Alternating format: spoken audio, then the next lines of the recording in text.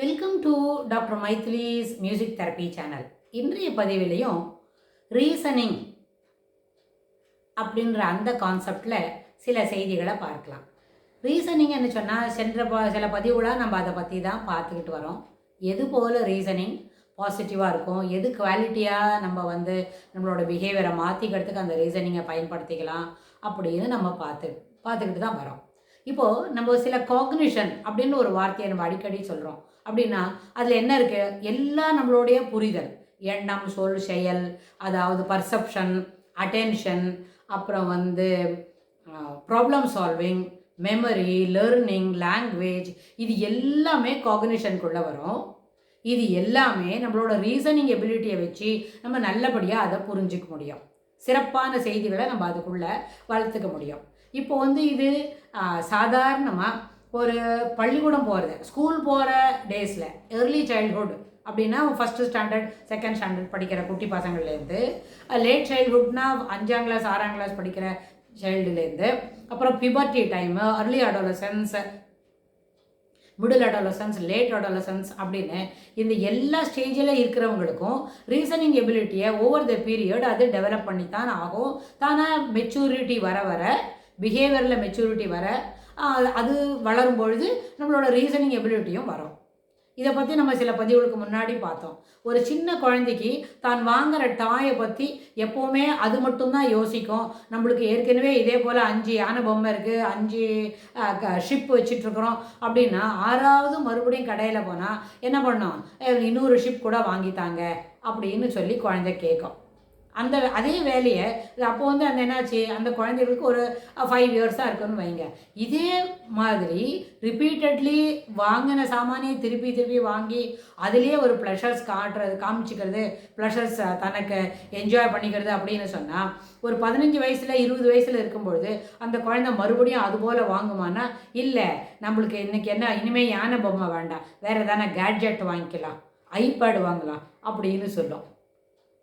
அப்போ என்னாச்சு, குழந்தை 5 இயர்ஸில் இருந்தபோது ஒரு சைல்டிஷாக சில செய்திகளை, சில சில ஆக்டிவிட்டீஸை அது பண்ணும்பொழுது அது இல்லை. 10-15 வயசு வரும்போது தட் ஷால் கெட் அதெல்லாம் அந்த சின்ன வயசில் செய்கிற சிறியத்தனமான செய்திகளை அது செய்யறது, அந்த செயல்களை அது செய்யறதில்லை அப்படின்னு நம்மளே தெரிஞ்சுக்கலாம். அந்த குழந்தைக்கும் அது தெரியும், இனிமேல் நம்ம அப்படியெல்லாம் பண்ணக்கூடாது அப்படின்னு. There is no regression in doing the activities even if you after you grow up sometime. ஒரு 12-13 வயசு ஆன பிறகு சின்ன குழந்தை போல் நம்ம செய்ய மாட்டோம் அப்படின்னு அந்த குழந்தை தெரிஞ்சுக்கும். இதே போல் ஒரு 30 வயசு தாண்டிடுதுன்னு சொன்னால் 15 வயசில் செய்கிற வேலையெல்லாம் சைல்டிஷாக இருக்கும் நம்மளுக்கு, அதை நம்ம செய்யக்கூடாது. We know that we have grown up, we have matured, we are suppose to behave your age அப்படின்னு நம்ம பெரியவங்க கூட சொல்லுவாங்க. நம்ம எதுவும் சிறுபுள்ளத்தனமாக ஒரு வேலை செய்தமான பிஹேவ் யுவர் செல்ஃப் அப்படின்னு நம்மளுக்கு சொல்லி தருவாங்க. அப்போது அந்த ரீசனிங் எபிலிட்டியை வளர்த்துக்க வேண்டியது அவசியமான அவசியம். நம்ம என்ன பண்ணணும், ரீசனிங் எபிலிட்டியை டெவலப் பண்ணிக்கணும். ஒய் திஸ், இதை நம்ம செய்தால் what is a consequence, how to over come this அப்படின்னு. இதை நம்மளோட காக்னிட்டிவ் எபிலிட்டிஸை வச்சு நம்ம நல்லபடியாக புரிஞ்சுக்கலாம். சின்ன குழந்தைக்கு சொல்லித்தர முடியாது. ஒரு அடல்சன்ஸில் இருக்கும்பொழுது, அடல்ட்ஹுட் டச் பண்ணுறோம் இல்லையா, 20-21 வயசில் நம்ம இதை சொல்லிக் கொடுக்கலாம். ஆனால் அப்போ நம்ம என்ன நினைப்போம், நம்மளுக்கே எல்லாம் தெரியும், இது எதுக்கு சொல்லிக் கொடுக்கணும், நான் பார்த்துக்க மாட்டேனா? அப்படி இல்லை, பார்த்துக்க மாட்டான்னு இல்லை. ஒரு ஸ்டேஜில் மறுபடியும் சைல்டிஷாக நம்ம ஒரு வேலையை செய்தோமான அந்த நேரத்தில் இந்த பிஹேவியர் எடுத்துக்க முடியல அப்படின்னா அப்போ அது நம்மளுக்கு தவறான முடிவுகளை தரத்துக்கு வாய்ப்புகள் அதிகம். அப்போது தவறான முடிவுகள் வந்துட்டால் நம்மளோட ஜெர்னி ஆஃப் தாட் ப்ராசஸ் இருக்கே, அதில் நிறைய என்ன வரும், ஒரு பர்பிங் இருக்கும், பிளாக் இருக்கும். அதுலேருந்துலாம் நம்ம தப்பிச்சுக்கணும்னு சொன்னால் சீரான யோசனையை வச்சுக்கணுன்னா மெச்சூரிட்டியை நிச்சயமாக வளர்த்துக்கணும். அப்போ அந்த காக்னிட்டிவ் எபிலிட்டிஸில் என்ன இருக்குது, நல்ல லாங்குவேஜ் தெளிவாக பேசணும் அப்படின்னா அப்போ நம்மளோட ரீசனிங், சில வார்த்தையெல்லாம் சில நேரத்தில் சொல்லக்கூடாது இல்லையா. சரி, எப்போவுமே பாலிஷ்டாக பேசணும், பொலைட்டாக பேசணும், அப்புறம் பாசிட்டிவாக பேசணும்.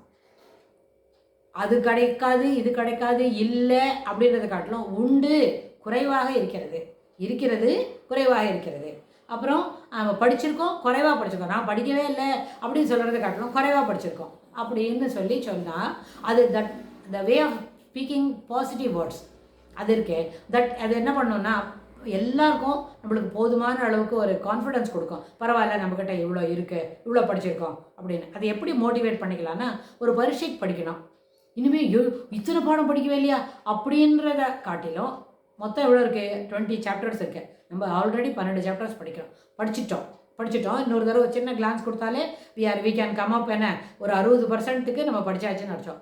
பாக்கி 40% தானே. இப்போ ஸ்டடி ஹாலிடேஸ்ன்னு விட்டுருக்காங்க.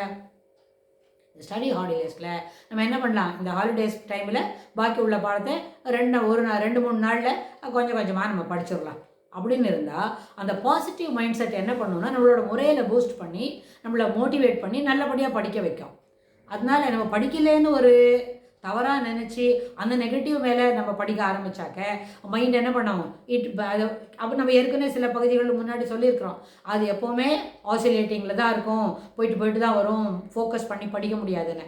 அப்போது ஃபோக்கஸும் பண்ண முடியாத போது இந்த நெகட்டிவ் ஆட்டிடியூடையும் வளர்த்துக்கிட்டோமான நம்மளால் படிக்கிற படிப்பில் ஃபோக்கஸ் பண்ண முடியாது. அப்படின்னா 2 பாடம் தான் இருக்குது. இன்றைக்கி ஒரு 2 பாடம் படிப்போம், நாளைக்கு 2 பாடம் படிச்சு விடலாம். We will sit before the book first அப்படின்னு புத்தகத்துக்கு முன்னாடி உட்காந்து படிக்கிறதுக்கு ஆரம்பித்தா slowly we can able to focus our self. நிறைய டிப்ஸ் ஏற்கனவே சொல்லியிருக்கோம் எப்படியெல்லாம் ஃபோக்கஸ் பண்ணுறதுன்னு.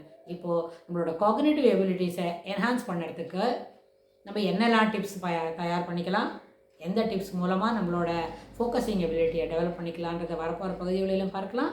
தேங்க்ஸ்.